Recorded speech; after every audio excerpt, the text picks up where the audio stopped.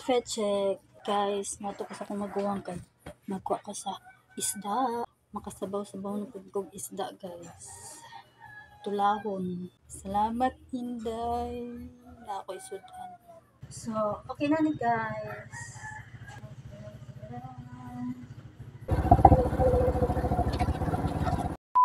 Dari ka nila og sa may tsumwa at ba malabang na kuko. Lakaw gamay. Kaulan nun na guys. Nagajud nga nagdala ko payong. Mao na niron guys.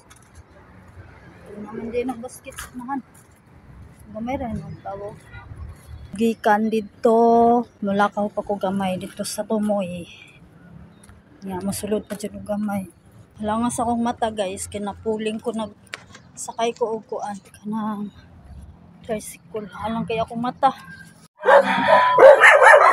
Grabe ka banha ang mga eroha. Si Blue wala na kaila si Blue na koy may pasimamba katong ito mula jud nagsaba kayo. Mao na niya ang isda guys, diyan ako sa balay sa ko ang sister. Nahinluan na jud niya ang mga isda. Wala ra pod ko nagdugay ani guys kay kaulan na pod. Nakuha na nako ang isda. Wala.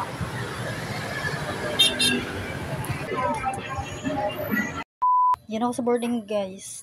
Nakugikan dito sa may park mall. Guys. Yeah. Sa kilo. Ayan. Hinluan na ni Linda. Paanan niya sa kinain. Nagkapitod ko sa merkado palit ko ang lamas. Tapos may tika. Ayan.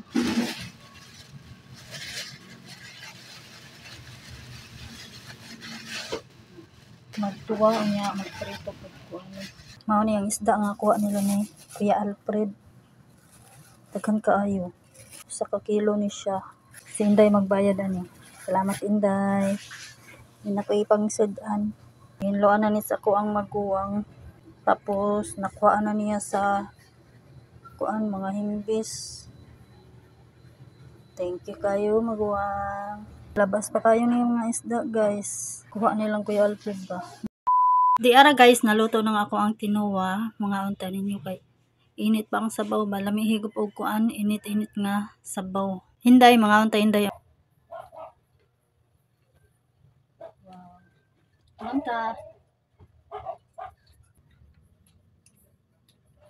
Nakaprito na ko tapos naluto na ang inununan. Salamat kayo Inday, Kuya Alfred og ni Linda.